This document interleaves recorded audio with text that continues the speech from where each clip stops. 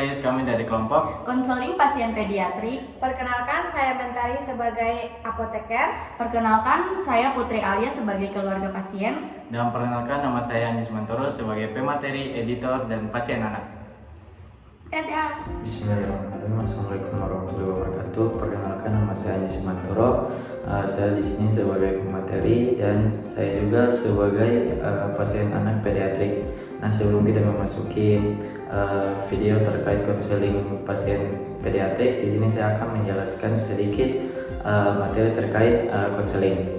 Nah, konseling itu merupakan bagian dari medication terapi manajemen atau disebut dengan MTM. Dengan adanya MTM memberikan kesempatan bagi apoteker untuk memberikan layanan secara langsung kepada pasien di komunitas. Nah, tujuan dari pelaksanaan konseling adalah meningkatkan kepatuhan pasien, memberikan informasi terkait penyakit yang pasien alami, dan meningkatkan hasil terapi dengan memaksimalkan penggunaan obat-obatan yang tepat. Nah, jadi pasien pediatrik adalah kelompok spesial dan spesifik anak memiliki perbedaan psikologi dan fisiologi yang dapat berpengaruh terhadap faktor farmakognetik maupun farmakodinamik obat. Pasien anak merupakan pasien yang masuk ke dalam kategori pasien yang perlu konseling.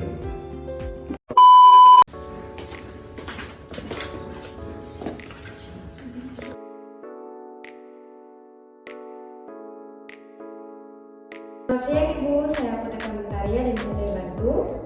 Iya siang Mbak, di sini saya mau menebus resep. Baik, saya lihat dulu ya resepnya. Baik Ibu, resepnya untuk pasien anak ya Bu, atas nama Anjas. Boleh konfirmasikan terlebih dahulu umur dan alamatnya Ibu? Iya, umur anak saya 9 tahun dan alamat kami Jalan Raya 04. Baik, jadi di sini untuk sebentar ya Ibu, saya siapkan dulu terlebih dahulu obatnya. Silakan duduk di sini. Iya Mbak, terima kasih. Pasien atas nama anak Anjas. Iya Mbak. Ya baik Bu, ini obatnya. Jadi obatnya itu terdiri dari salmeterol 4x1 sama obat antibiotik ciprofloxacin 3x1 tablet ya Bu. Ini obatnya. Untuk harga obatnya 25.000 ya Bu. Iya Mbak. Baik, terima kasih Bu. Mohon maaf sebelumnya Ibu, apakah Ibu sekiranya punya waktu sebentar, kira-kira 10 sampai 15 menit untuk saya lakukan konseling terkait dengan pengobatan dan aturan terkait dari obatnya Ibu? Oh iya boleh Mbak. Ibu mungkin langsung saja nanti bisa diarahkan ke ruang konseling Ibu. Ya, baik Mbak, terima kasih. Ya, terima kasih.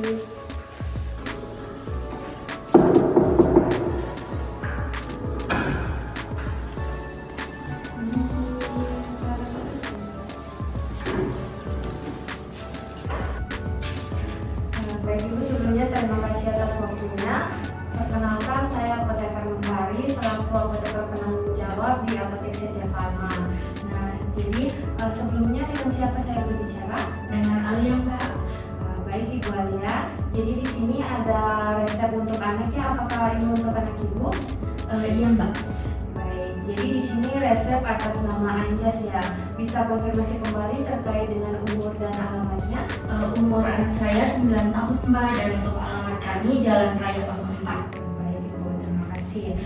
Jadi di sini saya akan menjelaskan terkait dengan pengobatan dan obat-obat yang diberikan oleh dokter. Sebelumnya, apakah dokter sudah menjelaskan terkait dengan penyakit dan pengobatan yang diderita anak Ibu? Dokter hanya bilang kalau anak saya terkena infeksi mata Mbak. Baik. Apakah dokter juga sudah memberikan penjelasan terkait dengan cara pemakaian obatnya Ibu? Untuk cara pemakaiannya yang salep dioleskan 4 kali sehari dan untuk yang tabletnya diminum 3 kali 1 Mbak. Baik Ibu. Kemudian apakah dokter juga menjelaskan terkait dengan capaian terapi atau kayak apa yang diharapkan setelah pemakaian obatnya? Kalau untuk hal itu dokter tidak menyampaikan informasi apa-apa Mbak. Baik Bu, kalau begitu saya akan menjelaskan sedikit tentang penyakit dan obat yang diberikan oleh dokter ini. Jadi dokter sudah memberitahu ya kalau adik Anjas ini terkena infeksi mata ya Bu. Nah, jadi infeksi mata ini tuh infeksi yang dialami anak Ibu ini disebabkan oleh kuman atau bakteri, di mana infeksi mata yang disebabkan oleh bakteri ini memang lebih sering terjadi pada anak-anak dan biasanya menghasilkan kotoran mata yang lebih kental dan berwarna kuning kehijauan. Biasanya juga dapat terjadi bersamaan dengan flu atau dengan gejala pernafasan seperti sakit tenggorokan. Kalau boleh saya tahu, Anda sini mengeluhkan demam atau sakit tenggorokan tidak, Bu? Anak saya tidak mengeluhkan demam dan sakit tenggorokan, Mbak. Oh iya, Bu. Kemudian Anda sini mengeluhkan sakit matanya itu sejak kapan ya, Bu? Sejak kemarin, Mbak, tadi pagi juga matanya mulai memerah dan mengeluarkan cairan. Jadi saya kan panik nih, Mbak, langsung saya bawa ke dokter, Mbak. Ya, Bu, memang sebaiknya harus langsung diobati karena penyakit ini tuh juga bisa menular. Takutnya kalau benar-benar malah mata yang sebenarnya juga ikut terkena. Iya, Mbak, cara penularannya bagaimana ya, Mbak? Untuk penyakit ini sendiri tuh dia bisa menyebar secara langsung maupun tidak langsung setelah bersentuhan dengan kotoran pada penderita. Oh iya, Mbak. Nah, yang diresepkan dokter ini ada Andes mendapat 2 obat ya, yaitu salbutamol sama tablet ciprofloxacin. Salbutamol ini digunakan untuk mengatasi infeksi mata yang disebabkan oleh kuman atau bakteri. Nah, salep ini tuh digunakan 4 kali sehari setelah lesan. Kemudian untuk tablet ciprofloxacin yang merupakan antibiotik itu digunakan juga untuk mengatasi infeksi kuman dan dalam tubuh. Obat ini diminum 3 kali sehari setengah tablet. Juga harus dihabiskan ya, Bu, gunanya untuk mengatasi tingkat kekebalan tubuh terhadap kuman yang menginfeksi tersebut. Iya, Mbak, cara pakai salepnya bagaimana ya, Mbak? Baik, Mbak, untuk cara pakainya boleh saya lihat terlebih dahulu aja, saya jelaskan.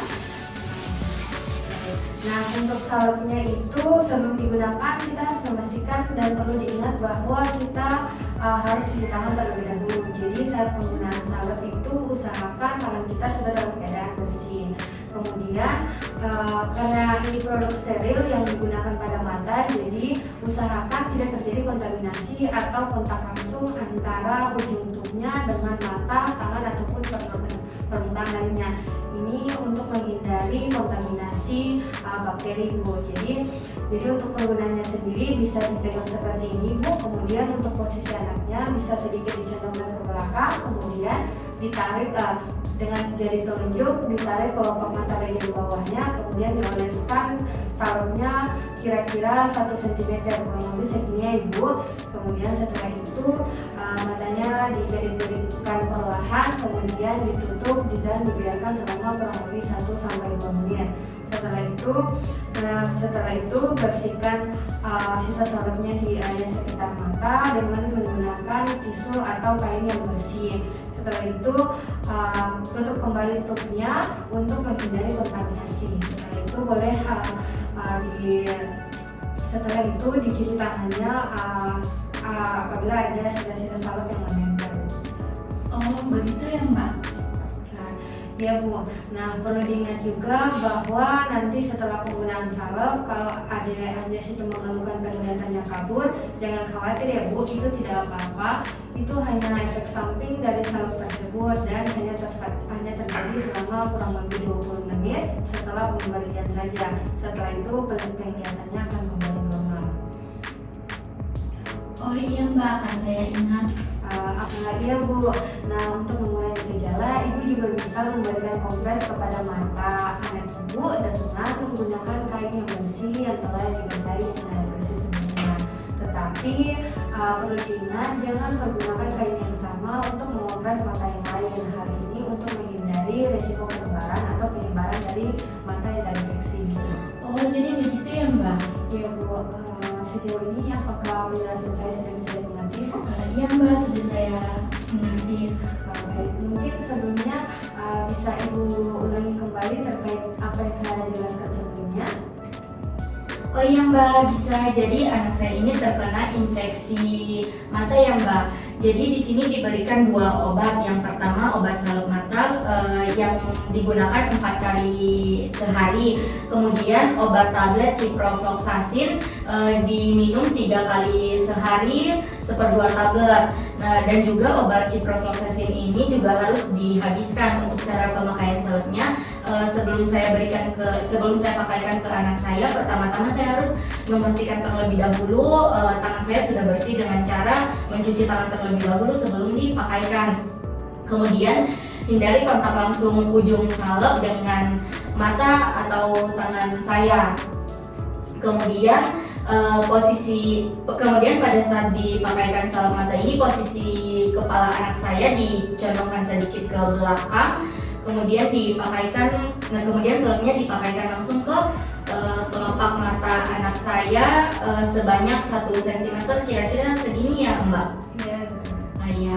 Kemudian setelah itu kedipkan mata secara perlahan, lalu tutup mata selama 1-2 menit.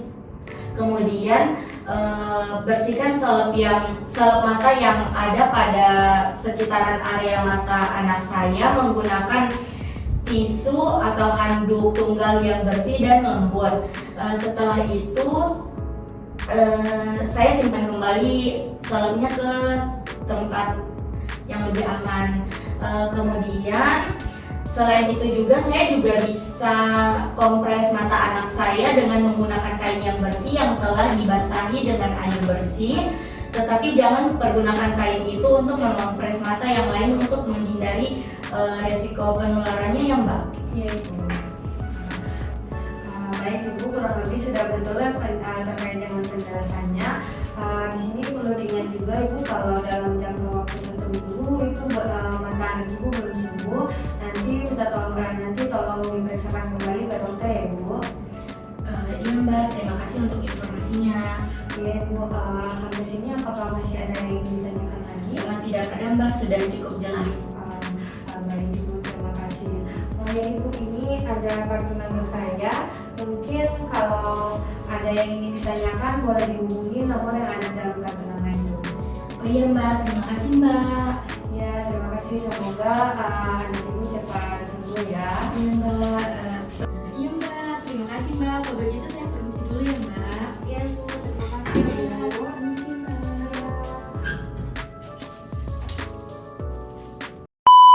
Oke teman-teman, terima kasih sudah menonton videonya.